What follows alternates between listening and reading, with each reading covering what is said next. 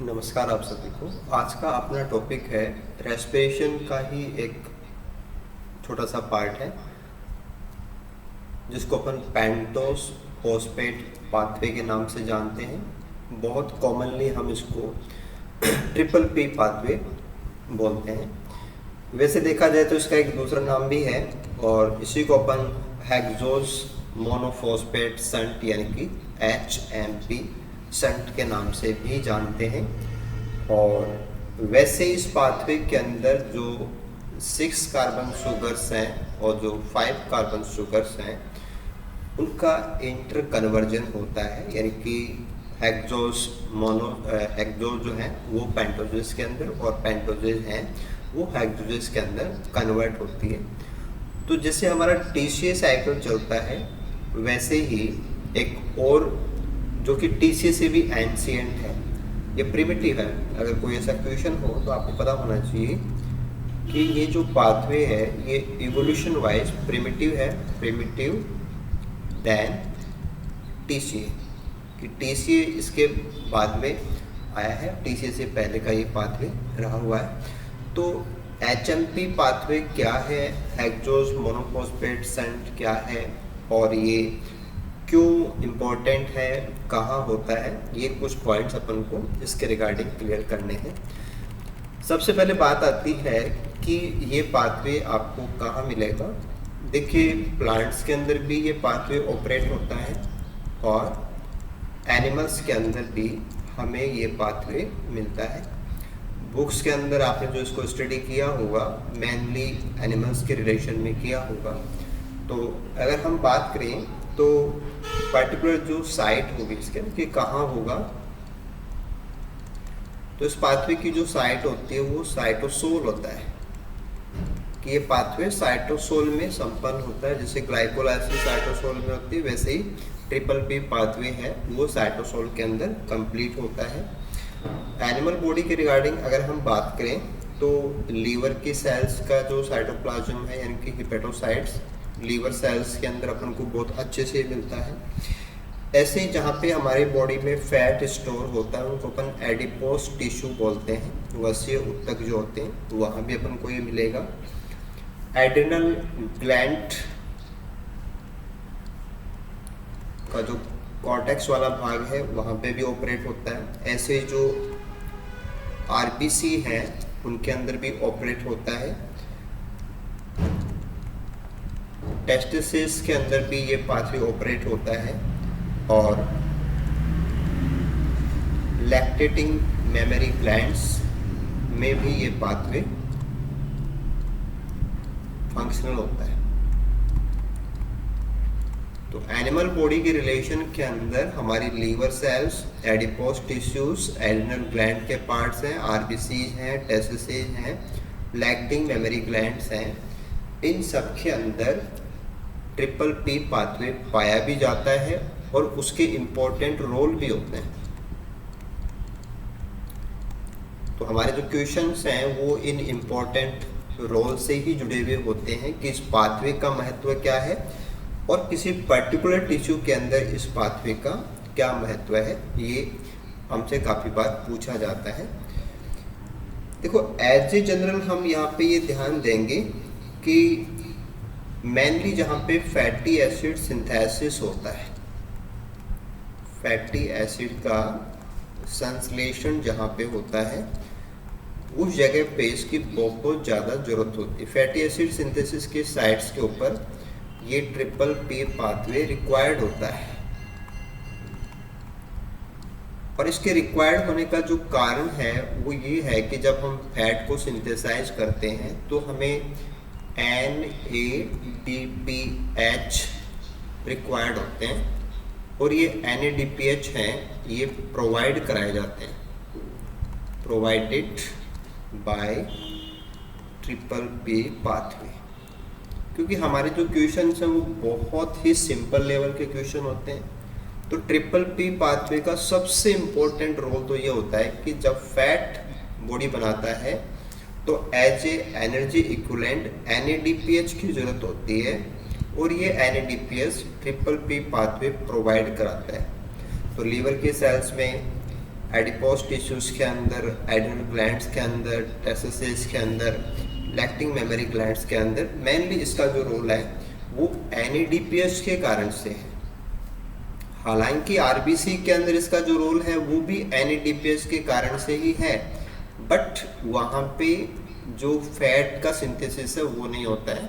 वहाँ एक दूसरी चीज़ होती है कि RBC का कनेक्शन है वो है RBC की इंटीग्रिटी, यानी कि RBC की जो सैप है उसके मेंटेनेंस से, सैप मेंटेन,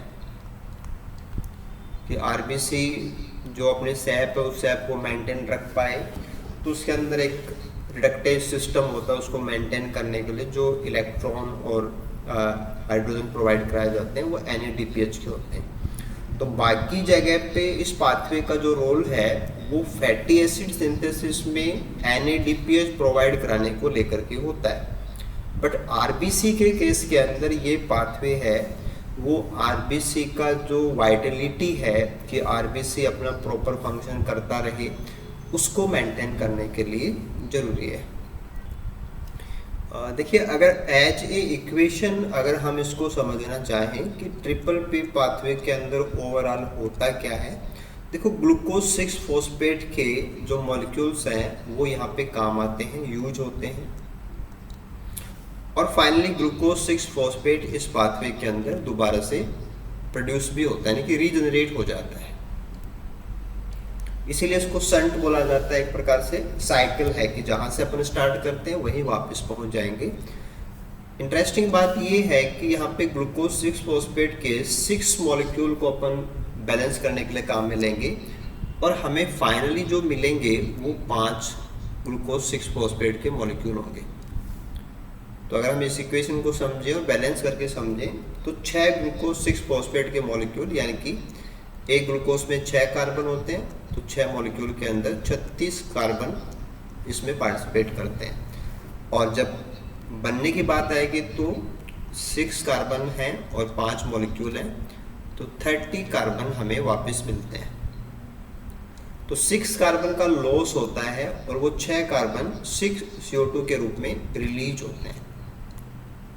तो कहने का मतलब ये है कि जब ये पाथवे ऑपरेट होता है तो ग्लूकोज 6 फॉस्फेट, जो कि रेस्पिरेशन में भी सबस्ट्रेट होता है, वैसे ही यहाँ पे भी सबस्ट्रेट है, तो ग्लूकोज 6 फॉस्फेट से ग्लूकोज 6 फॉस्फेट वापस बनता है, लेकिन कुछ कार्बन है वो CO2 के रूप में निकल जाता है। और दूसरी बात कि जो NADP+ है वो एज ए कोफैक्टर यहाँ पे काम आते हैं, एज ए कोफैक्टर, जो डिहाइड्रोजनेज एंजाइम है वो उनको यूज करेंगे, और एज ए प्रोडक्ट उनकी रिड्यूस फॉर्म बनकर के आती है, वो होती है NADPH। तो ये उनकी रिड्यूस फॉर्म है कोफैक्टर की,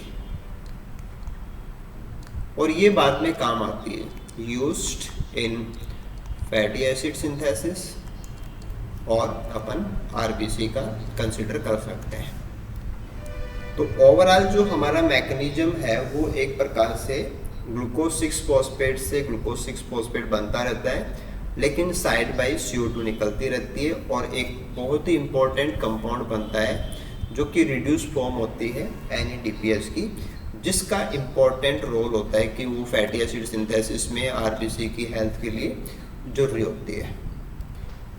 ट्रिपल पी पाथवे किस प्रकार से ऑपरेट होता है उसको अपन स्टेप बाय स्टेप समझते हैं। देखो, इसकी जो पहली स्टेप है उसको जो एंजाइम कैटलाइज कराता है उसका नाम है ग्लूकोज 6 फॉस्फेट डिहाइड्रोजनेज। शॉर्ट में हम इसको G6PD के नाम से भी जानते हैं, और हमारे क्वेश्चंस के अंदर डायरेक्टली G6PD का नाम भी आ सकता है। तो G6PD का मतलब ट्रिपल पी पाथवे का पहला एंजाइम है। ये करता क्या है, ये ग्लूकोज 6 फॉस्फेट को, G6PD लिखा ना, दिस इज ग्लूकोज 6 फॉस्फेट, उसको कन्वर्ट करता है 6 फोस्फोग्लूकोनोलैक्टोन के अंदर। तो ग्लूकोज का कन्वर्जन होता है फोस्फोग्लूकोनोलैक्टोन के अंदर। साथ में हमारा एंजाइम कोफैक्टर के रूप में NADP+ को काम में लेता है, तो NADPH बनेंगे। इक्वेशन को बैलेंस करने के लिए आपको यहाँ पे 6 मॉलिक्यूल ग्लूकोज के लेने होते हैं, 6 मॉलिक्यूल ही ग्लूकोनोलैक्टोन के बनेंगे और दोनों ही 6 कार्बन के कंपाउंड है। ग्लूकोस में भी 6 कार्बन है, ग्लूकोनैक्टोन के अंदर भी 6 कार्बन है, तो 36 का स्ट्रक्चर हमारे पास है। केवल हमारे पास NADPH बना है जो फैटी एसिड सिंथेसिस में RBC की हेल्प में बिल्कुल नीडेड होता है। देखो G6PD जो एंजाइम है वो यहाँ का मेन एंजाइम है। तो जो भी पाथवे आप तैयार करते हैं उन पाथवे के मेन एंजाइम कौन है, ये बहुत अच्छा क्वेश्चन होता है, वो पूछा भी जाता है। तो G6PD यहाँ का मेन एंजाइम होता है, पहली स्टेप हो गई। दूसरी स्टेप में जो एंजाइम काम करेगा उसको अपन बोलते हैं ग्लूकोनोलैक्टोन हाइड्रोलेज, जो केवल हाइड्रोक्सिलेशन करता है, पानी ऐड होगा, कंपाउंड कन्वर्ट हो जाएगा 6-फॉस्फो ग्लूकोनेट के अंदर, और फिर अगला एंजाइम जो है वो है 6-फॉस्फो ग्लूकोनेट डीहाइड्रोजिनेज। एंजाइम थर्ड आ गए, ये एंजाइम सेकंड था और ये फर्स्ट एंजाइम था।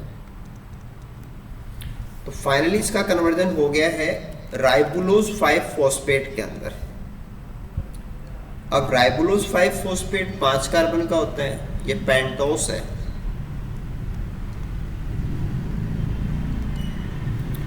ग्लूकोनेट, फॉस्फोग्लूकोनेट, ग्लूकोस, ये सब हेक्सोस की कैटेगरी में आएंगे। ये 6 कार्बन के हैं। तो 6 कार्बन का जो स्ट्रक्चर है, यानी कि यहाँ पे टोटल 36 कार्बन अपन लेके चल रहे थे, अब यहाँ पे जो है वो 6 × 5 करेंगे तो 30 कार्बन ही बचे हुए हैं। 6 कार्बन यहाँ लॉस्ट हो जाएंगे एज 6 CO2 मॉलिक्यूल। ये CO2 मॉलिक्यूल भी सेम वैसे ही काम आते हैं, use in fatty acid synthesis, use in fatty acid synthesis.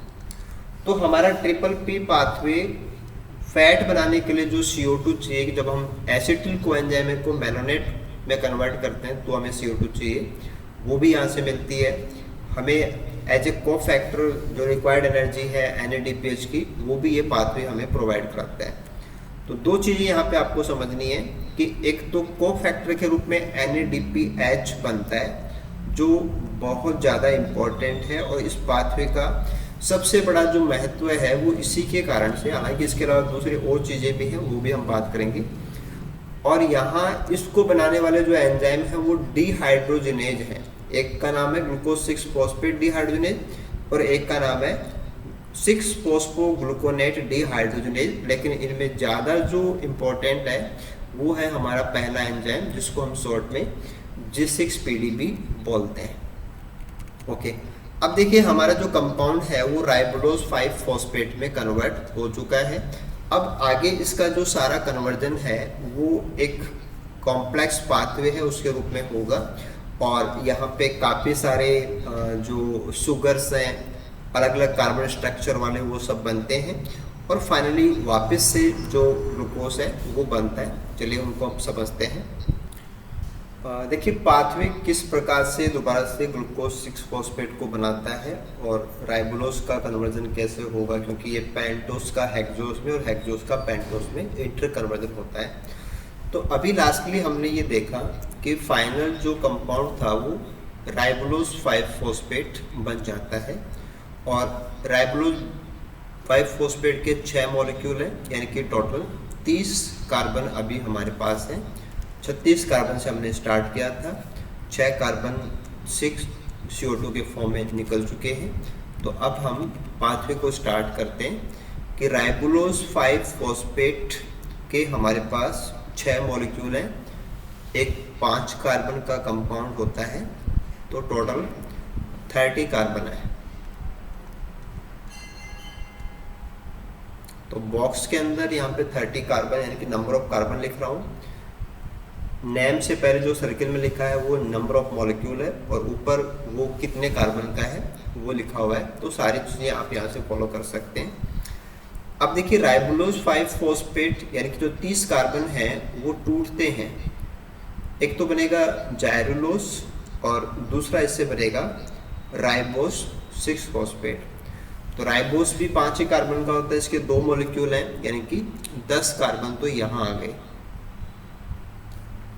और इसके बाद में जाइलोज है वो 5 कार्बन का है, तो इसके 4 मॉलिक्यूल हैं, तो 20 कार्बन यहाँ आ गए। तो 30 कार्बन लिए थे, 30 में से 20 कार्बन जाइलोज के 4 मॉलिक्यूल बना रहे हैं और 10 कार्बन राइबोज के 2 मॉलिक्यूल बना रहे हैं। अब इसके बाद में जो जाइलोज बना है, इस जाइलोज के 2 मॉलिक्यूल काम में आएंगे, जाइलोज के 2 मॉलिक्यूल काम में आएंगे और राइबोज के 2 मॉलिक्यूल काम में आएंगे। यानी कि अगर हम बात करें तो 10 और 10 20 कार्बन काम में आ रहे हैं और ये 20 कार्बन वापस से कन्वर्ट हो जाएंगे सैडो हेप्टुलोज जो कि 7 कार्बन का है, इसके 2 मॉलिक्यूल बनेंगे, तो 14 कार्बन तो यहाँ है।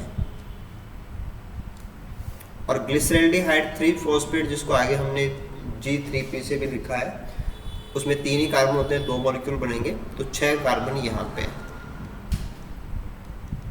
तो हमने जो टोटल 20 कार्बन लिए थे, है ना, क्योंकि जाइलोज के 2 ही लिए, तो 10 कार्बन तो हमने जाइलोज के लिए और 10 कार्बन राइबोज के आ रहे हैं, तो 20 कार्बन टोटल थे।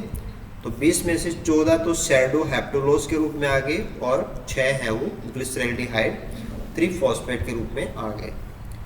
तो स्टार्टिंग के अंदर 5 कार्बन शुगर था, उसके बाद में अब 7 कार्बन शुगर बन गए ना, सैडो हेप्टुलोज 7 कार्बन शुगर है, ग्लिसरैल्डिहाइड 3-फॉस्फेट 3 कार्बन शुगर है।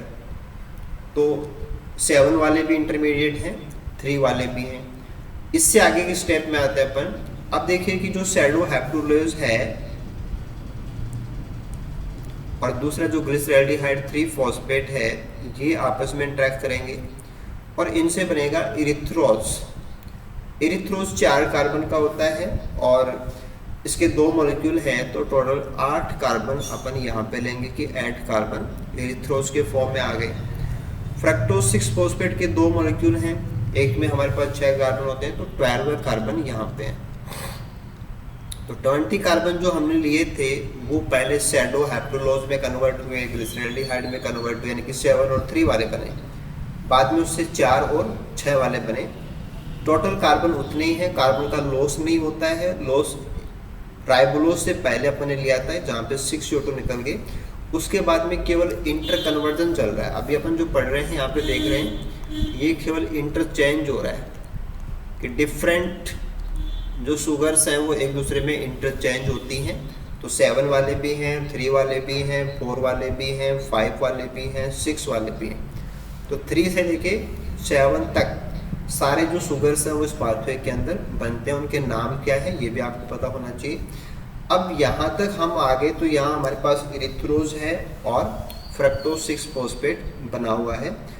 अगला जो स्टेप होगा, उस स्टेप के अंदर जाइलोज के जो 2 मॉलिक्यूल हमारे पास बचे हुए थे,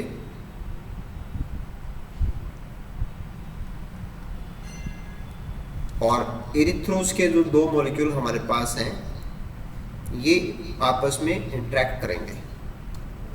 तो अभी हमारे पास 10 कार्बन तो जाइलोज के आ रहे हैं और 8 कार्बन इरिथ्रोज के आ रहे हैं। टोटल हमारे पास 18 कार्बन है। 18 में से फ्रक्टोज के 2 मॉलिक्यूल बनेंगे, तो 12 कार्बन तो यहाँ पे आ गए और ग्लिसरैल्डिहाइड 3-फॉस्फेट के 2 मॉलिक्यूल हैं, तो 6 कार्बन यहाँ पे आ गए। तो टोटल 18 कार्बन जो थे वो फ्रक्टोज के 2 मॉलिक्यूल में और ग्लिसरैल्डिहाइड के 2 मॉलिक्यूल में टूट जाते हैं। अब ग्लिसरैल्डिहाइड 3-फॉस्फेट जो बना था वो वापस से कन्वर्ट होता है फ्रक्टोज 6-फॉस्फेट में, और ये बिल्कुल वही प्रोसेस है जो हम ग्लाइकोलाइसिस में पढ़ते हैं। ग्लाइकोलाइसिस में फ्रक्टोज इसमें टूटता है, अब ये इसका रिवर्स हो गया, रिवर्स ऑफ ग्लाइकोलाइसिस, जहाँ पे स्टार लगा है। तो ये स्टेप ग्लाइकोलाइसिस के रिवर्स स्टेप जैसा है कि ग्लिसरैल्डिहाइड 3-फॉस्फेट फ्रक्टोज 6-फॉस्फेट में कन्वर्ट हो रहा है। तो 6 कार्बन जो थे वो हमारा फ्रक्टोज का 1 मॉलिक्यूल बनेगा, यानी कि 6 कार्बन यहाँ पे है।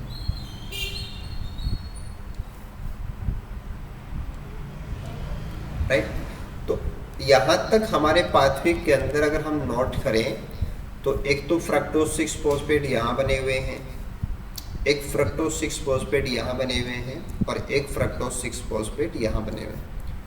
तो टोटल देखा जाए तो फ्रक्टोज 6 फॉस्फेट के 2 molecule plus 2 molecule plus 1 molecule यानी कि 5 मॉलिक्यूल्स बने हुए हैं।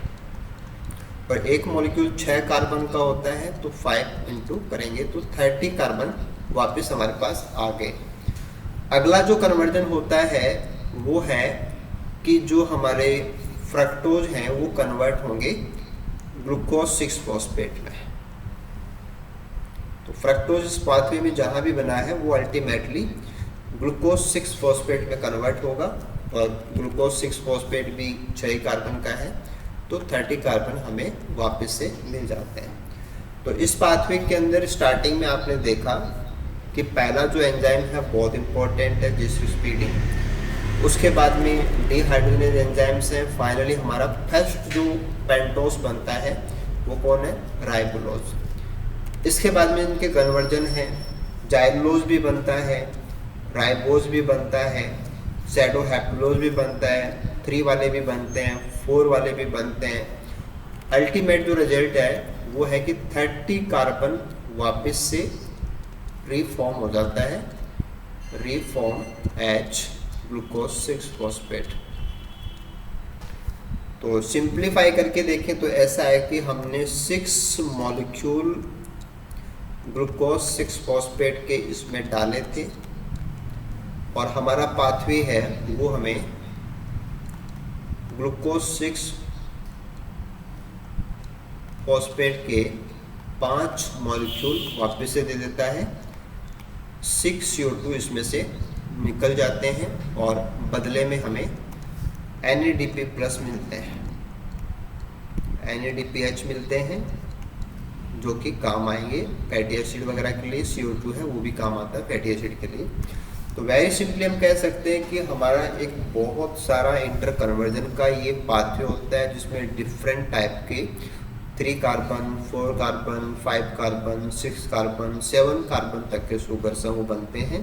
तो बायोलॉजिकल सिस्टम्स के अंदर इनके जो सिंथेटिक रोल्स हैं, कि जहाँ 3 वाले चाहिए वो यहाँ से आप आ सकते हैं, जहाँ पे 7 वाले चाहिए, इरिथ्रोल चाहिए वो यहाँ से आ जाएगा, जाइलोज चाहिए प्लांट्स के अंदर वो यहाँ से आ जाएगा। तो सेल वॉल के अंदर बहुत सारे कंपोनेंट्स हैं, पॉलीसैकेराइड्स हैं, डाइवर्सिफाइड होती हैं। सेकेंडरी सेल वॉल के अंदर तो बहुत सारे अलग अलग कंपाउंड्स होते हैं। तो जितने भी हमारे बायोलॉजिकल इंपॉर्टेंसेज वाले कार्बोहाइड्रेट्स हैं, चाहे वो 3 से लेकर 7 तक जो भी हैं, वो इस पाथवे से प्रोवाइड हो जाते हैं। दूसरा खास बात, NADPH प्रोवाइड हो जाते हैं, CO2 प्रोवाइड हो जाते हैं। तो ये पाथवे इसलिए ज़्यादा इंपॉर्टेंट हो जाता है। 3 से लेकर 7 तक सारे बनते हैं, इसलिए आपको उनका नाम पता होना चाहिए, क्योंकि क्वेश्चन में ये चीज़ बहुत ही आराम से पूछी जाती है कि आपको कोई भी नाम दे दिया जाए कि उसमें बनता है कि नहीं बनता, तो आपको पता होना चाहिए। बाई बैलेंस 6 मॉलिक्यूल से 5 मॉलिक्यूल बनते हैं, 6 जो कार्बन है वो 6 CO2 के रूप में निकल जाते हैं। This is very simple pathway. Okay, इसके बाद में इस पाथवे के इम्पोर्टेंसेस क्या क्या हैं उनके बारे में बात करते हैं कि पाथवे कहाँ कहाँ काम आता है। देखो, एक तो यहाँ पे पेंटोस शुगर्स बनी हैं, तो जैसे हमारा RNA है, DNA है, ATP, FAD, NAD, coenzyme A, ऐसे बहुत सारे कंपाउंड हैं जहाँ पे 5 कार्बन शुगर राइबोस की जरूरत है, पेंटोस शुगर की जरूरत है, वो काम में आती है। ऐसे एक था कि NADPH जो बनता है वो लिपिड सिंथेसिस यानी कि फैटी एसिड सिंथेसिस में काम आता है। ऐसे अमीनो एसिड्स के सिंथेसिस में काम में आता है। और जो एंटीऑक्सीडेंट रिएक्शंस होते हैं, जो कि मेनली लीवर में होती हैं, फैगोसाइटोसिस के दौरान होती है, कि फैगोसाइटोसिस में सेल बाहर से कुछ उठाती है, बाद में उसको डाइजेस्ट करती है, तो फैगोसाइटोसिस के दौरान ये काम में आता है। लीवर के अंदर जो एंटीऑक्सीडेंट रिएक्शंस होती है वहाँ पे काम में आता है। मेनली जो हाइड्रोजन प्रोक्साइड होता है ना, H2O2, जो कि हाइड्रोजन प्रोक्साइड होता है, उसको डिटॉक्स करने में काम आता है। ऐसे जो हम मेडिसिन खाते हैं, जो ड्रग्स होती हैं, उन ड्रग्स को डिटॉक्स करने का सारा काम लीवर का होता है, और लीवर डिटॉक्सिफिकेशन के दौरान NADPH को यूज़ करता है। यहाँ पे जो CO2 बनी थी वो CO2 भी काम आती है लिपोजेनेसिस के दौरान, कि फैटी एसिड सिंथेसिस में काम आ जाती है। एक बहुत ही इंटरेस्टिंग सा टॉपिक इसका जो जुड़ता है वो आरबीसी के साथ में जुड़ता है। इसमें क्या होता है कि जैसे हमारा आरबीसी है उसमें हीमोग्लोबिन है और वो ऑक्सीजन को कैरी करता है ना, टिश्यूज तक ऑक्सीजन पहुंचाने की जिम्मेदारी हीमोग्लोबिन की होती है। लेकिन अगर ऑक्सीजन को फ्री रेडिकल मिल जाते हैं या इलेक्ट्रॉन मिल जाते हैं तो वो हाइड्रोजन पेरोक्साइड में कन्वर्ट हो जाता है, जो कि टॉक्सिक कंपाउंड है। वैसे क्या है कि हमारा जो हीमोग्लोबिन है वो ऑक्सीजन के साथ जुड़ा हुआ है। ऑक्सीजन तो हमारे लिए वाइटल होता है, बहुत इंपॉर्टेंट होता है, हम उसी से जिंदा है। लेकिन वही ऑक्सीजन कन्वर्ट हो सकता है हाइड्रोजन पेरोक्साइड के अंदर। तो जो भी लिविंग सिस्टम्स हैं, उन लिविंग सिस्टम का मतलब जो एरोबिक्स हैं, जो एरोबिक रेस्पिरेशन कर रहे हैं, उनमें हाइड्रोजन पेरोक्साइड बनता रहता है। कैटालेज एंजाइम उसको तोड़ते रहते हैं और उसी को डिटॉक्स करने का जो एक मैकेनिज्म है जो कि आरबीसी में होता है, वो आरबीसी का सिस्टम जो है वो ग्लूटाथियोन रिडक्टेज सिस्टम कहलाता है। Glutathione reductase system.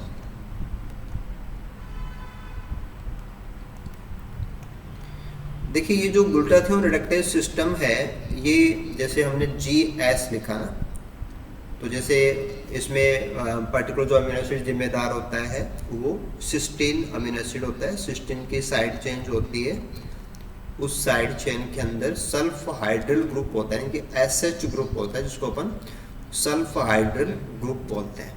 तो जो SH लिखा है वो ग्लूटाथियोन की साइड चेन के अंदर SH है, यानी कि उसकी रिड्यूस फॉर्म है। और जब ये दो G है ना, जैसे GSH लिखें फिर HSG लिखें, तो अगर ये डाइसल्फाइड बॉन्ड बनाएंगे तो उससे बनेगा GS डाइसल्फाइड बॉन्ड सल्फर और G, यानी कि ग्लूटाथियोन के दो मॉलिक्यूल जब अलग अलग होते हैं तो रिड्यूस फॉर्म, और जब आपस में जुड़ जाते हैं तो ऑक्सीडाइज फॉर्म।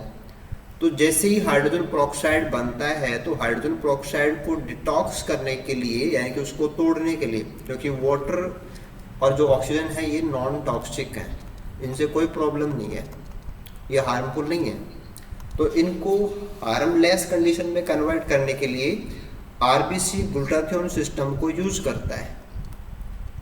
और जब आरबीसी डिटॉक्स रिएक्शन करता है तो उसका रिड्यूस फॉर्म ऑक्सीडाइज फॉर्म में कन्वर्ट हो जाता है। और अगर दोबारा से ऐसा ही कोई डिटॉक्स आए और उसको दोबारा से डिटॉक्स करना हो तो वापस ग्लूटाथियोन को रिड्यूस फॉर्म में लाना पड़ेगा। तो हमारा जो आरबीसी है वो एनी टाइम ग्लूटाथियोन की रिड्यूस फॉर्म को मेंटेन करता है। Reduce form, reduced glutathione maintain किया जाता है, क्योंकि रेस्पिरेशन जब चालू है तो ऑक्सीजन आ रही होती है, कभी भी रेडिकल बन जाता है, कभी भी रेडिकल बन जाएगा, तो उसको हाथों हाथ डिटॉक्स करना पड़ेगा। डिटॉक्स करना पड़ेगा तो वहाँ पे पहले से अवेलेबल होना चाहिए रिड्यूस फॉर्म। तो रिड्यूस फॉर्म को मेंटेन करना इसलिए जरूरी होता है। अब ऑक्सीडाइज को रिड्यूस फॉर्म में कन्वर्ट करने का जो रोल है वो निभाना पड़ता है NADPH को, कि ग्लूटाथियोन को आप वापस से रिड्यूस फॉर्म में कन्वर्ट कर सकते हो, लेकिन जो हाइड्रोजन है, इलेक्ट्रॉन है, वो कौन देता है? NADPH देता है। और NADPH कहाँ से आता है? PPP पाथवे से आता है। तो PPP पाथवे का इसलिए बहुत इंपॉर्टेंट रोल है कि PPP नहीं होगा तो NADPH नहीं आ सकते, NADPH नहीं आ सकते तो आरबीसी है वो डिटॉक्स रिएक्शन है वो नहीं कर सकते। तो आरबीसी अगर डिटॉक्स रिएक्शन नहीं करेगी तो आरबीसी डैमेज हो जाएगी। अब आरबीसी अगर डैमेज हो जाएगी, आरबीसी डैमेज हो जाएगी तो उसकी सैप खराब हो जाएगी, और उसके सैप खराब होने से फिर जो आरबीसी हैं वो हमारे ब्लड फ्लो के अंदर फंसेंगे। जैसे एक तो हम कैपिलरीज लें, एक तो आरबीसी बिल्कुल से अपने करेक्ट पोजीशन में है तो वो तो इसमें नहीं फंसेंगे, लेकिन अगर ये डैमेज हो गई तो ये डैमेज होने पे तो आपस में फंस सकते हैं कि ये गुच्छा बना देंगे, आपस में गुच्छा बनाएंगे, कपलिंग होगी इनकी, ये फ्यूज हो जाएंगे, एक दूसरे में इंटरलॉक हो जाएंगे, तो ब्लॉक्स क्रिएट होंगे। पहली बात। दूसरी बात, हमारे लीवर को जो डैमेज आरबीसी हैं उनको रिमूव करना पड़ेगा। डैमेज आरबीसी हमारा लीवर रेगुलर रिमूव करता है। तो ज़्यादा आरबीसी डैमेज होंगे तो आयरन की कमी होगी, आयरन की डेफिशिएंसी आएगी, एनीमिया होगा। तो बॉडी के अंदर एक तो आरबीसी की संख्या कम हो जाएगी, आरबीसी डैमेज हो रहे हैं, प्लस ब्लड फ्लो में प्रॉब्लम आएगी, साथ में एनीमिया हो रहा है। तो एक कॉम्प्लेक्स फिनोमेना कोज होता है जिसको अपन प्लियोट्रॉपी बोलते हैं। प्लियोट्रॉपी कि डिफेक्ट तो एक हुआ लेकिन उसके असर है वो कई सारे आते हैं। तो अगर ग्लूटाथियोन रिडक्टेज सिस्टम काम नहीं कर रहा है या एनएडीपीएच की सप्लाई नहीं हो रही है तो आरबीसी खराब हो जाएंगे, और ख़राब आरबीसी है वो फंसने लगेंगे, और अगर वो फंसने लगेंगे तो फिर ब्लॉकेज भी आएंगे और हेल्थ इश्यू क्रिएट होंगे, लीवर को ज़्यादा फंक्शन करना पड़ेगा, बॉडी से आयरन की डेफिशिएंसी है वो चालू हो जाएगी। तो जो हीमोलाइटिक जॉन्डिस है, हीमोलाइटिक जॉन्डिस कि जो पीलिया होता है और फिर उसके अंदर आरबीसी हैं वो डिसइंटीग्रेट हो जाएंगी, डैमेज हो जाएंगी, वो सब देखने को मिलेगा। तो आरबीसी की हेल्थ के लिए ग्लूटाथियोन जरूरी है। ग्लूटाथियोन को रिड्यूस फॉर्म में मेंटेन करने के लिए एनएडीपीएच जरूरी है, और एनएडीपीएच को प्रोवाइड कराने के लिए ट्रिपल पी पाथवे बहुत जरूरी है। ओके, इसके बाद में एक और इंटरेस्टिंग पार्ट इसमें आप ऐड कर सकते हैं, वो है कि हमारे इस पाथवे का पहला जो एंजाइम था उसका नाम था ग्लूकोज 6 फॉस्फेट डिहाइड्रोजनेज, शॉर्ट में हम इसको G6PD बोलते हैं। तो ये वाला एंजाइम एक म्यूटेशन की वजह से ख़राब हो सकता है, नॉन फंक्शनल बनेगा, और ये जो म्यूटेशन है ये सेक्स लिंक्ड म्यूटेशन होता है। तो जिन लोगों के अंदर G6PD नहीं बनता है, डिफेक्टिव बनता है, तो सेक्स लिंक्ड इनहेरिटेंस वो फॉलो करते हैं, और ये करैक्टर अफ्रीका के लोगों के अंदर, या ये म्यूटेशन अफ्रीका के अंदर बहुत कॉमन है। तो G6PD का खराब होना और अफ्रीका के लोगों में ये चीज़ बहुत कॉमन होना, और जब आप G6PD को ख़राब करेंगे तो NADPH की जो सप्लाई है वो ख़राब हो जाएगी, और NADPH की सप्लाई ख़राब हो जाएगी तो RBC के जो फंक्शन है वो ख़राब हो जाएंगे, RBC NADPH नहीं बना पाएगा प्रॉपरली।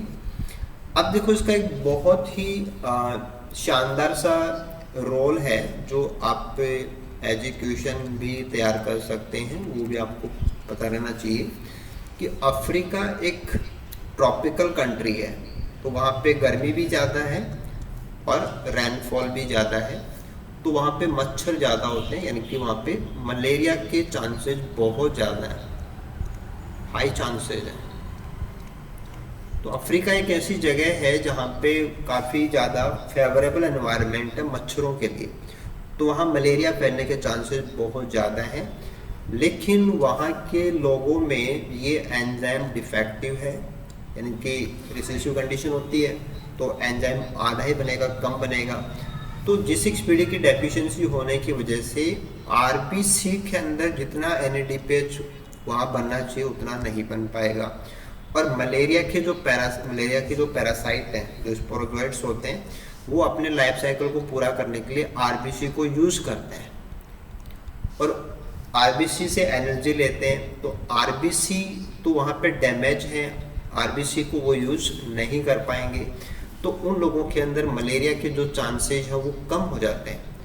मलेरिया के चांसेस उस एरिया में ज़्यादा हैं, लेकिन वहाँ के लोगों में मलेरिया का जो पैरासाइट है, उस पैरासाइट के जो स्पोरोजोइट्स होते हैं उनको अपने मल्टीप्लिकेशन के लिए RBC यूज करना होता है, और RBC उनका उस चीज़ को सपोर्ट ही नहीं करेगा, तो उन लोगों में मलेरिया होने के चांसेस बहुत कम हो जाते हैं, जिसको अपन मलेरिया रेजिस्टेंस के नाम से जानते हैं। तो एक नेचुरल सिलेक्शन है कि अफ्रीका के अंदर वो लोग ज़्यादा अच्छे से सपोर्ट है, या वो जीनोटाइप अच्छे से सपोर्ट है जिनके अंदर G6PD पाई जाती है। तो G6PD डेफिशिएंसी की वजह से क्या हो जाएगा कि वहाँ मच्छर ज़्यादा होने के बावजूद भी वहाँ के लोगों में मलेरिया है वो नहीं होता है, मलेरिया का कनेक्शन ट्रिपल पी पाथवे से इसलिए है क्योंकि मलेरिया का जो पैरासाइट है वो आरबीसी पे जिंदा रहता है, और आरबीसी का जिंदा रहना जिस एनएडीपीएच पे डिपेंड करता है, और एनएडीपीएच का बनना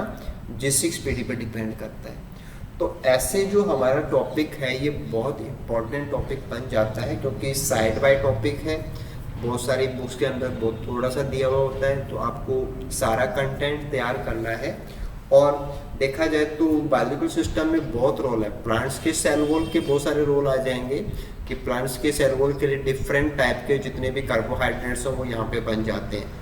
एनिमल साइड से देखेंगे तो फैटी एसिड सिंथेसिस के लिए बहुत बड़ा रोल इस पाथवे का रहता है। इसके बाद में आरबीसी का अपने बहुत ही स्पेशल केसेस में जुड़ जाएगा। G6PD आपको बाई नेम याद हो जाना चाहिए कि इस पाथवे का पहला एंजाइम भी यही है, मेन एंजाइम भी यही है, एलोस्टेरिक एंजाइम भी यही है, और मलेरिया रेजिस्टेंस का कनेक्शन भी इसी एंजाइम से है।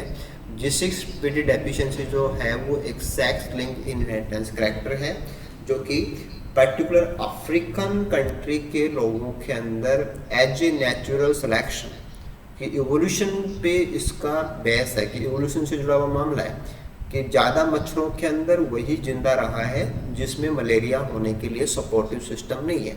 तो ऐसे हमारा टॉपिक बहुत इम्पोर्टेंट हो जाता है। आई होप जितने भी इस टॉपिक के अंदर एक बेसिकली जो चीज़ें आपको पता होनी चाहिए वो सारी मैंने यहाँ पे डिस्कस करने की कोशिश की है।